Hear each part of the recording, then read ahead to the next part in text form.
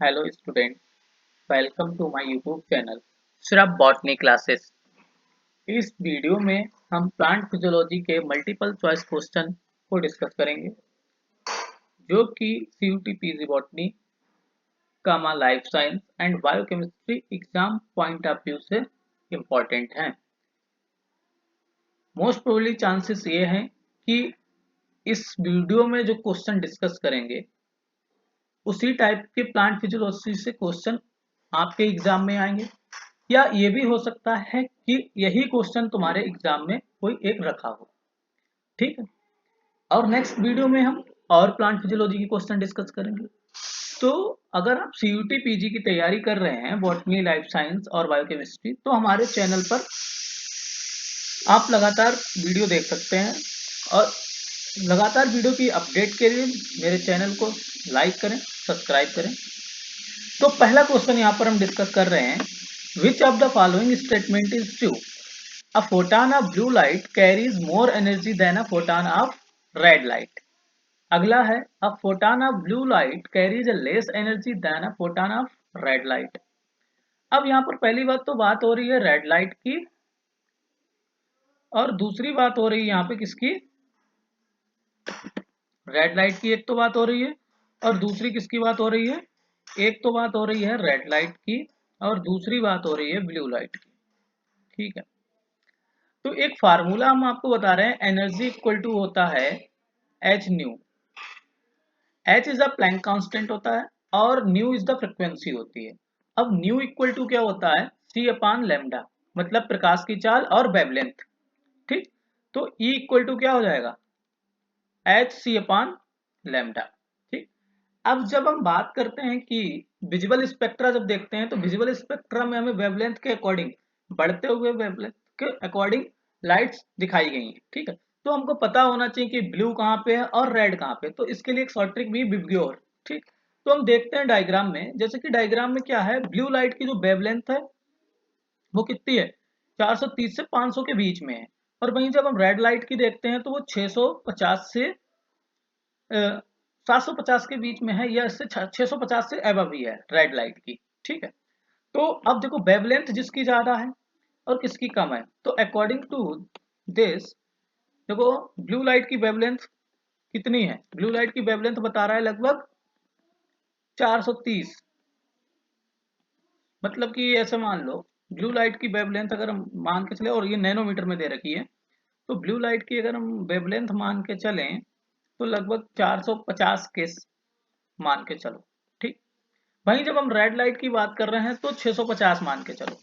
ठीक, मान के चल रहे हैं यहाँ पे, और वही वहीं तक वैल्यू वेरी भी करती है ब्लू और रेड लाइट की। ठीक, तो अभी हमने जैसे फार्मूला बताया, h equal to e equal to h c upon lambda, sorry formula क्या बताया मैंने?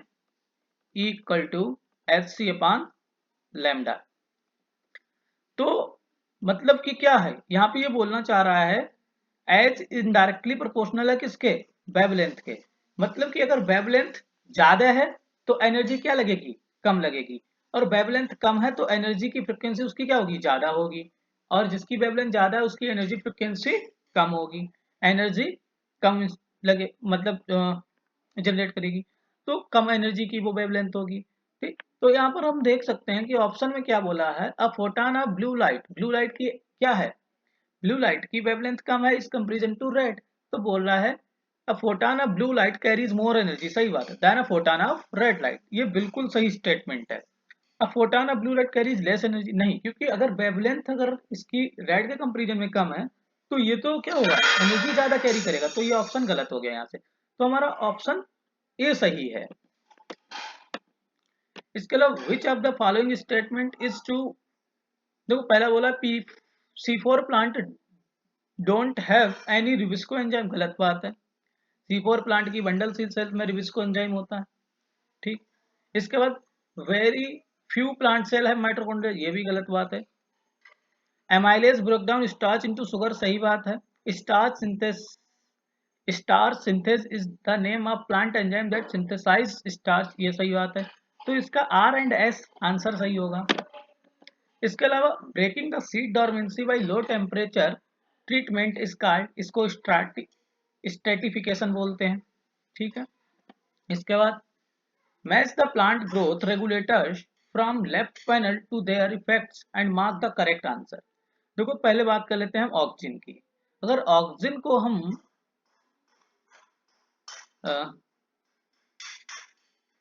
ठीक, तो ऑक्सिन क्या करता है, एक्सिलरी बड को नहीं बढ़ने देता है।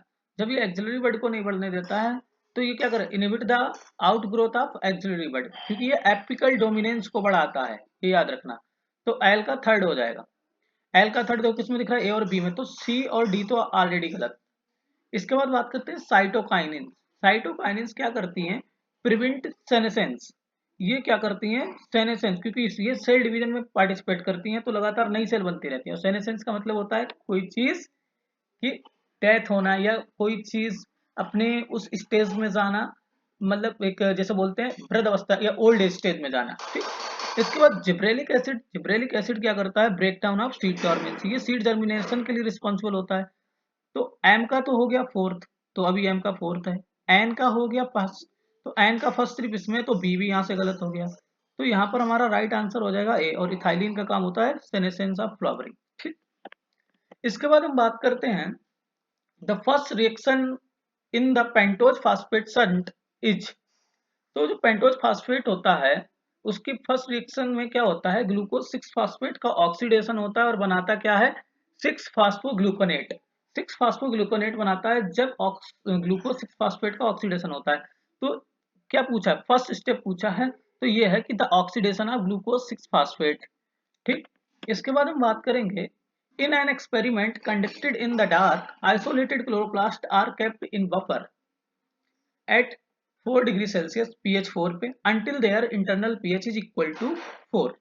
ठीक, then they are transferred to a buffer of pH 8 and ADP and PI are added at the same time. Which of the following will happen? ठीक है, इन्होंने क्या किया, एक एक्सपेरिमेंट किया और उसको कसम किया, डार्क में कंडक्ट किया, क्लोरोप्लास्ट को आइसोलेट किया और उसे pH 4 के बफर में रख दिया।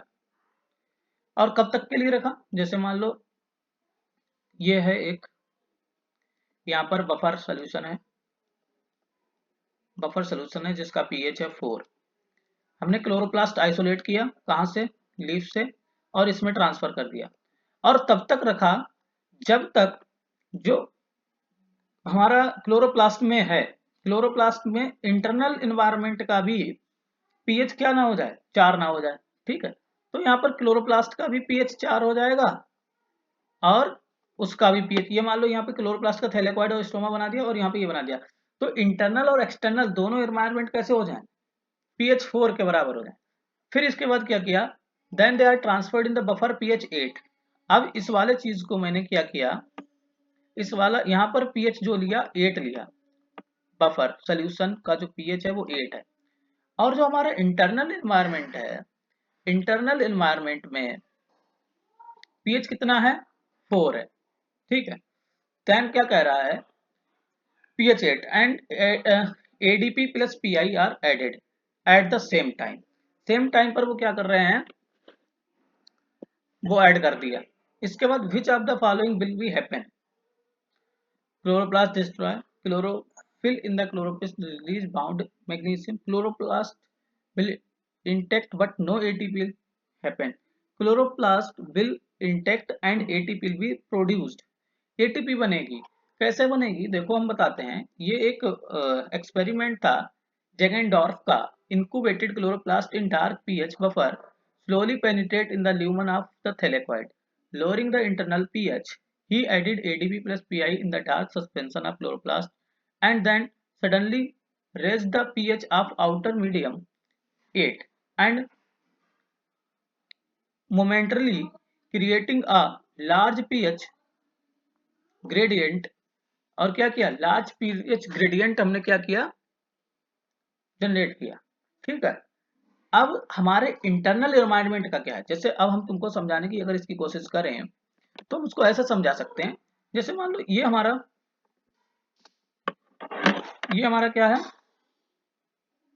क्लोरोप्लास्ट है, क्लोरोप्लास्ट के अंदर है थैलेकॉइड, इसके ऊपर प्रेजेंट होता है हमारा एटीपी, वो एटीपी सिंथेज और फोटो सिस्टम फर्स्ट और फोटो सिस्टम सेकेंड। अब हम यहाँ पर ये थैलेक्वाइड दिखा रहे हैं, ये थैलेक्वाइड है।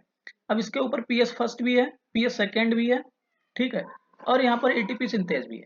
अब यहाँ का पीएच 4 है, यहाँ का पीएच 8 है, दैट मीन्स यहाँ पर प्रोटॉन का कंसंट्रेशन एच पॉजिटिव का कंसंट्रेशन ज्यादा है एज कंपेरिजन टू बाहर। बाहर कितना है, कम है। अब हमने यहाँ पर एडीपी प्लस पीआई दे दिया है, तो एडीपी और पीआई का यूज करके जब प्रोटॉन एटीपी सिंथेज से पंप होंगे तो क्या बनाएंगे, एटीपी बनाएंगे, जाहिर सी बात है, ठीक है, क्योंकि प्रोटॉन हाई कंसंट्रेशन से लो कंसंट्रेशन की ओर मूव करेंगे due to the ATP synthase, ठीक।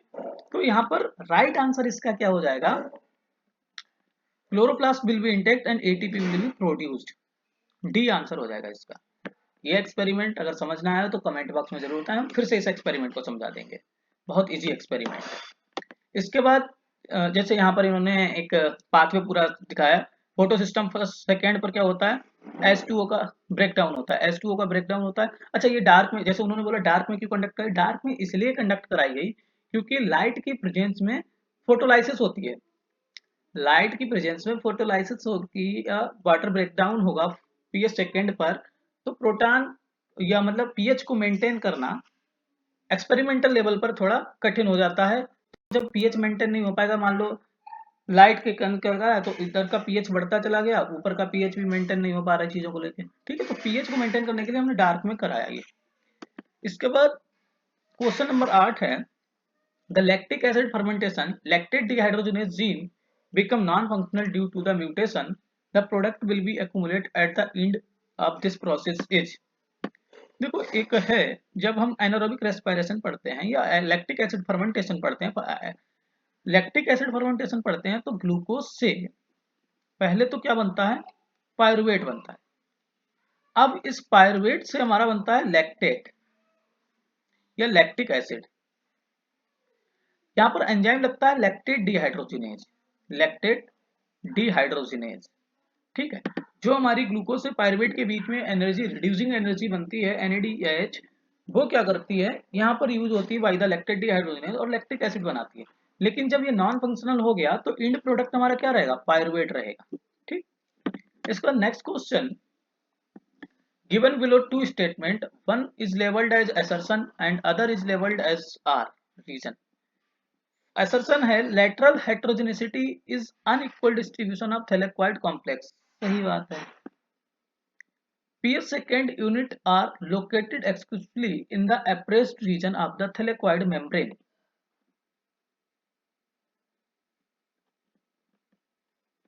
इसके बारे में देखो क्या है, अब जैसे pH second is present almostly exclusively in the appraised granule region या thylakoid membrane and pH second almost exclusively is non appraised stomach। देखो बात दूसरी भी सही है और बात पहली भी सही है, lateral heterogeneity is the unequal distribution, क्योंकि क्या होता है, जो लेटरल हेट्रोजेनिसिटी यही बताती है कि जो हमारा पीएस फर्स्ट और पीएस सेकेंड है वो अनइक्वली डिस्ट्रीब्यूटेड है, कोई अप्रेस्ड रीजन में है, कोई नॉन अप्रेस्ड में रीजन में है, मोस्टली अप्रेस्ड रीजन में कौन से मिल रहे हैं, ठीक है, ये सारी चीजें बताती हैं। तो यहाँ पर यही लिखा गया है, PS second is present almost exclusively in the appressed granal region और PS first almost exclusively in non appressed stomatal region, ये हमने लेनेंजर से उठाया है। इसके अलावा यहाँ पर ये मैंने उठाया बुचानन से, lateral heterogeneity of the chloroplast membrane complex PS second is localised primary in the stacked membrane, ठीक है, जो ये होते हैं वो स्टैक्ड मेम्ब्रेन में प्रेजेंट होते हैं, यहाँ पर प्रेजेंट होंगे, ठीक। और इसके बाद जो whereas the PS first and ATP synthase are almost exclusively localized in the stroma exposed membrane, ये वाले इस वाले रीजन में, ये वाला स्टार्क्ड रीजन है, यहाँ पर मोस्टली हमें कौन सा देखने को मिलता है, PS सेकेंड, इन जगहों पर हमें सब मोस्टली क्या देखने को मिलेगा, PS सेकेंड, ये वाला इतना रीजन है, ठीक है, और इन वाले रीजन पे हमें मोस्टली क्या देखने को मिलेंगे, जो नॉन एप्रेस रीजन है वहां पर हमको देखने के मिलेंगे इस PS फर्स्ट और ATP। तो लेटरल हेट्रोजेनिसिटी भी है और जो पीएस सेकेंड यूनिट है localised actually appressed region of the thylakoid membrane, ठीक। तो बोथ आर ट्रू, तो ये यहाँ पर सही है। इसके अलावा statement first, in C4 cycle fixation of CO2 by the carboxylation of phosphoenol pyruvate in the mesophyll cell result in conversion to malate or aspartate. दूसरा है the transport of C4 acid to bundle seed cell lead to the decarboxylation and generate of CO2 which is finally reduce the carbohydrate by Calvin cycle. तो देखो हम यहाँ पर पढ़ लेते हैं, जब हमारा ये CO2 होता है मीजोफिल सेल्स में तो यहाँ पर ऑक्जेलो एसीटेट बनता है। अब ऑक्जेलो एसीटेट पहले बनता है, ऑक्जेलो एसीटेट से बनता है मैलेट। अब यह मैलेट क्या होता है, मैलेट का डीकार्बोक्सिलेशन होता है कहाँ जाकर, मीजोफिल सेल्स में जाकर।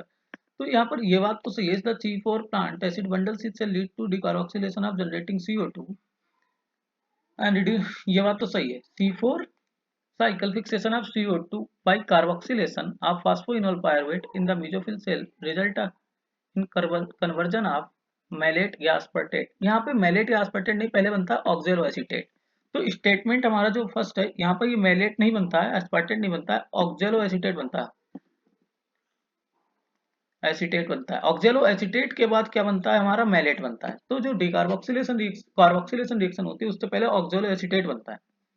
ठीक है, अब इसके बाद हम बात करेंगे, thank you student, please like and subscribe my channel. Next video में और प्लांट फिजियोलॉजी के क्वेश्चन डिस्कस करेंगे। तो यहाँ पर ये हमारे प्लांट फिजियोलॉजी के क्वेश्चन थे। तो इस वाले क्वेश्चन में क्या था कि स्टेटमेंट, हम इस क्वेश्चन का स्टेटमेंट देखो हमने बहुत समझा तो दिया लेकिन स्टेटमेंट बताने को भूल गया। तो statement first is incorrect but statement second is correct. ठीक, like and subscribe my channel, thank you student.